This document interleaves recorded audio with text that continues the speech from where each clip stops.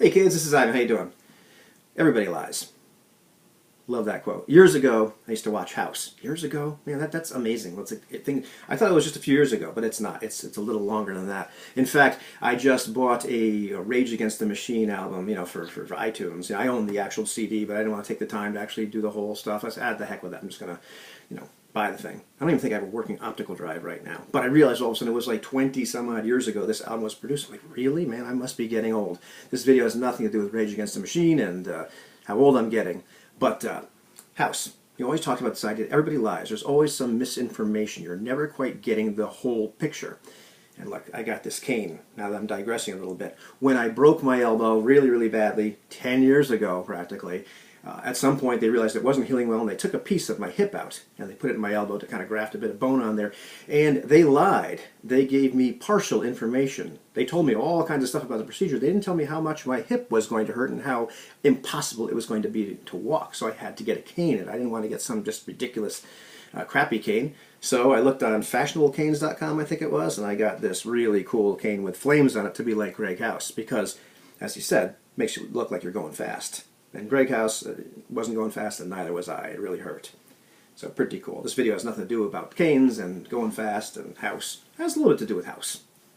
So anyhow, as I was watching that video I already referenced with Same Old G and Runeslinger talking about show, don't tell, and what have you, they get to that point about the red herrings and misinformation or people misunderstanding information. I've already made a video about that, but one of the things I thought about as I was watching that and just considering the perspectives there was I wonder what G would make of the rumor table. So I want to talk about rumor tables because they're one of my favorite things, or old, it's not a mechanic, but just a technique, a thing in role-playing games, which I do not use often enough. But every once in a while I'll pull them out. So what the heck is a rumor table?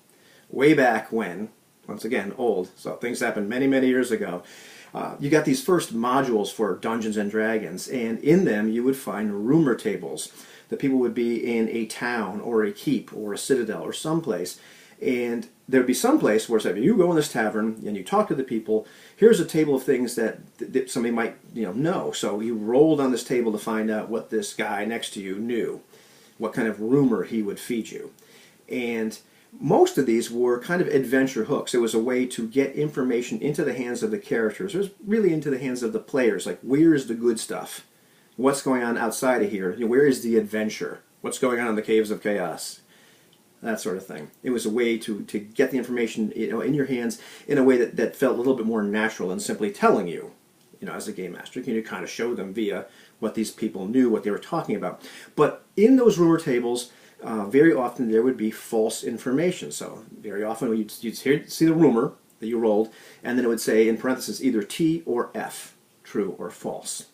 So at some point it was possible to get misinformation as a player from one of these people because it kind of models real life. A little bit of verisimilitude or realism, if you will, that not everybody knows everything, and sometimes people just lie. Sometimes in these games or these modules, you would see things, bits of information actually attached to a person. This is what they know. A really good example of this is Better Than Any Man by Lamentations of the Flame Princess. It is like 180-page, like free to download module. It's one of these things like, G talked about modules, and I want to talk about that particular one because that's like just an awesome one. But I'm not going to talk about it here. This video isn't about that. These seven named characters, or really important characters in that module, each one of them has a section of like what they know. If you talk to them, these are the things they know. It's possible that you will coax this information out of them. Not all of it is true, but more importantly, most of it is partial.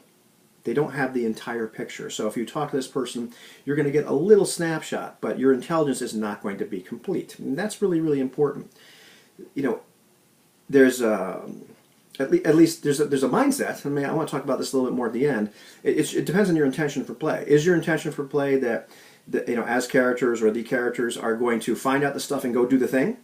Or is your intention more that we're going to kind of interact with the world, find out stuff, and see what happens, see where they go? And that's the Session Zero thing. But a lot of games, like Lamentations of the Flame Princess, old D&D, many other games, they don't have a mechanic attached to information gathering. A lot of games actually do. So maybe you have to roll dice. And so maybe you only get the misinformation on a bad roll. Like if you're playing a D100 game, maybe you botch.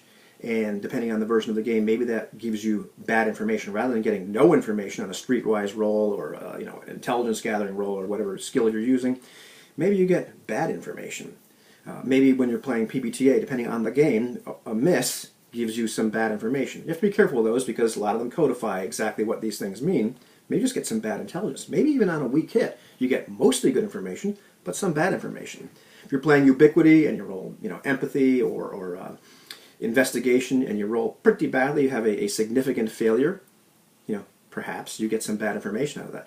Maybe even something like Star Wars or Genesis, and no, I didn't actually go look, so I'm kind of cheating and making stuff up, which is completely not in the spirit of my last video. Maybe you roll a despair or a bunch of threats. So maybe some of the information you get is just bad information. Now this is kind of interesting. In a game like this where you have a mechanic and an open roll, you have this disconnect now between what the player knows and what the character knows. The character thinks they got in good information, but the player knows they didn't. And so this requires some finesse, it requires some maturity, this requires a lot of discussion. Like I said before, you have to have these session zero conversations before you really start the game. What is our intention for play here? It's part of the social contract.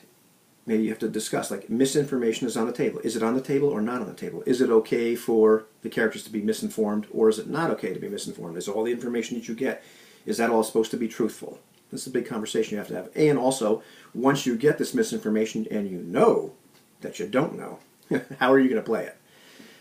One of the other interesting things is in games like, say, D100 games. I'm just reading like Raiders of R'lyeh, hard to pronounce over and over again.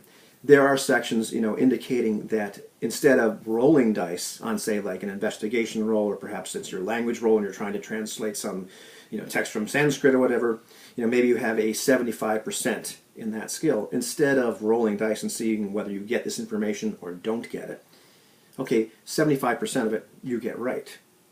You translate successfully, you translate 75% of the text successfully. And it's a little vague in there. I'd have to go back and read because perhaps it did say this. Once again, making stuff up here for the purpose of the video. Doesn't necessarily mean that 25% of this information you simply failed to get. It could be that you got it wrong. Maybe you're like the Nazis in Raiders of the Lost Ark and you're digging in the wrong place because you're missing this one crucial piece of information. That's a possibility as well. There's all kinds of ways to implement this, to use this. And to me, this makes the RPG experience a lot more rich and vibrant when the possibility of misinformation is on the table, when the possibility of these red herrings showing up is there. And it's not there to frustrate the players or to be unfair or to be sadistic as a game master. It's more, to me, from both sides of the metaphorical screen, if you will, the ability to model real life, to have a little bit of verisimilitude, the idea that we might not get it all right, that we might not solve the puzzle, that the things we end up doing might not be super heroic or super goal-oriented. Well, maybe we are goal-oriented, but maybe we don't actually accomplish the goal we set out to accomplish. Maybe we're never just really aware of what's really going on. We only have a small piece of that. And I find that pretty compelling.